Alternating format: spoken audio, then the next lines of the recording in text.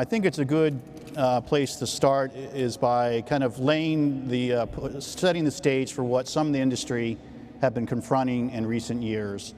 And I think it's a good place to start by asking what starts investigations and why are cases filed against dealers or manufacturers, and in some cases, the sources of certain leads. Well, the answer really is the customer relationship goes south. But that's not so simple.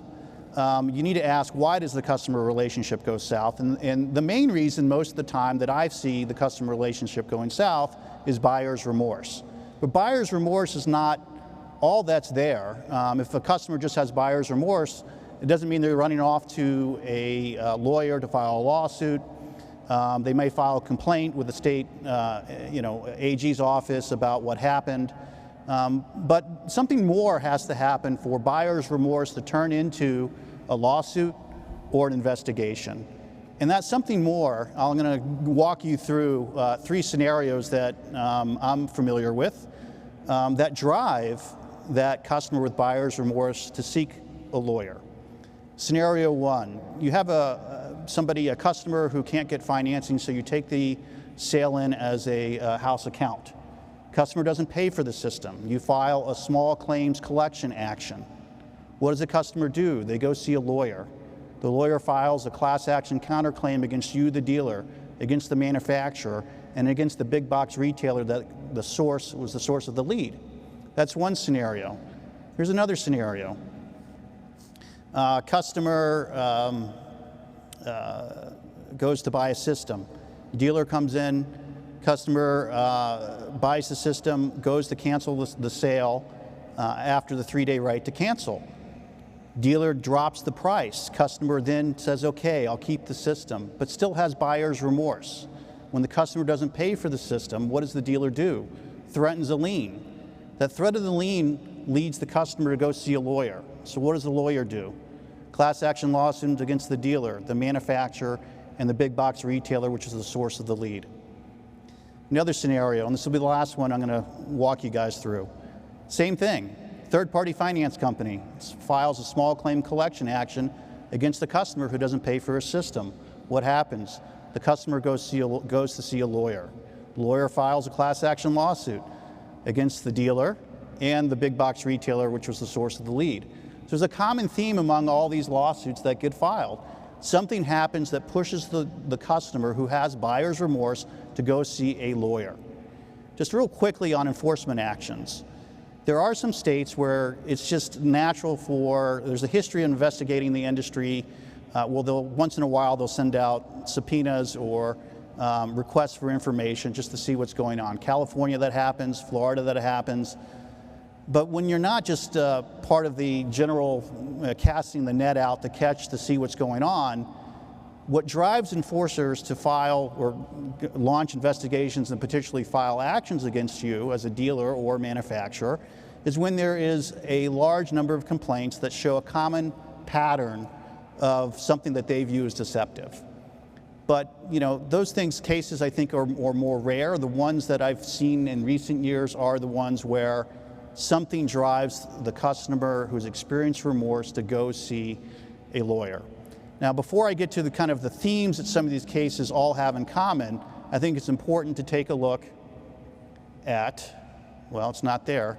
Anyway, it's in your materials. If you look, there's a map, and there are probably about a dozen or more states highlighted in red.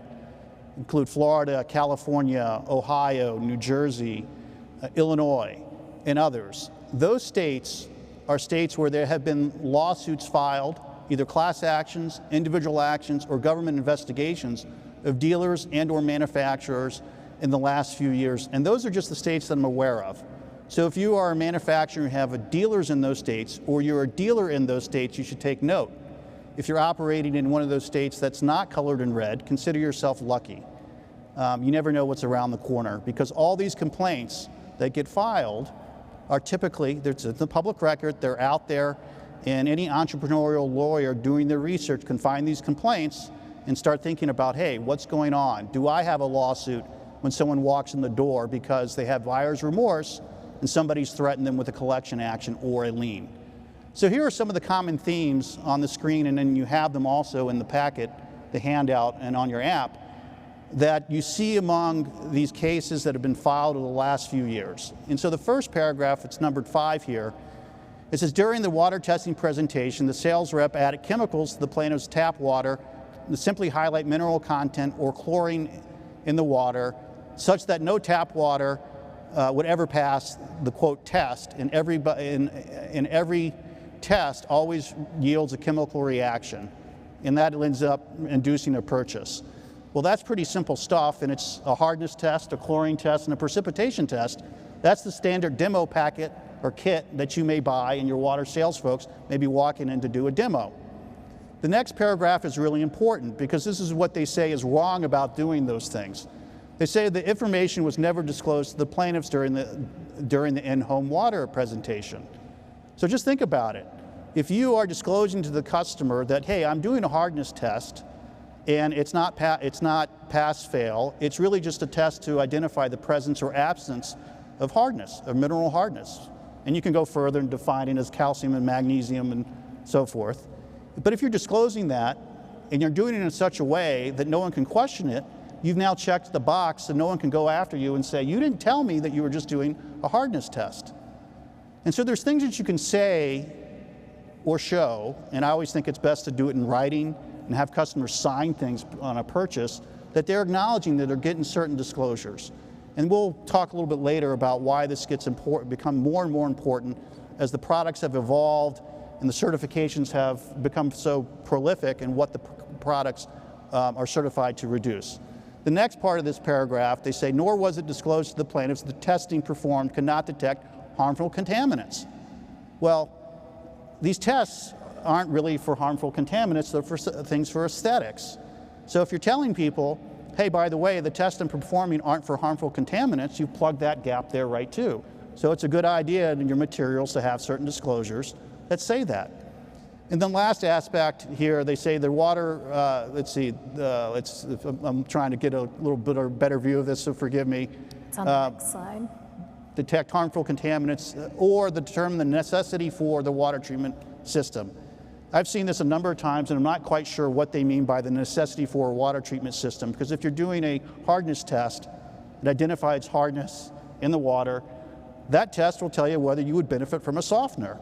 And in fact, if you are selling a softener, you need to know how hard the water is in order to set the softener correctly to have it work.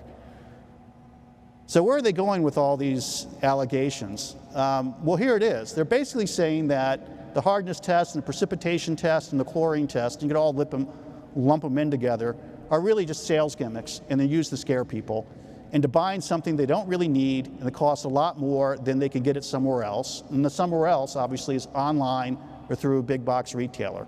And they'll say that those products that you can get online or through a big box retailer are comparable and just as good to the ones that you may sell through an in-home sales presentation that come with the turnkey solution of installation and service and all the things that you get with that product.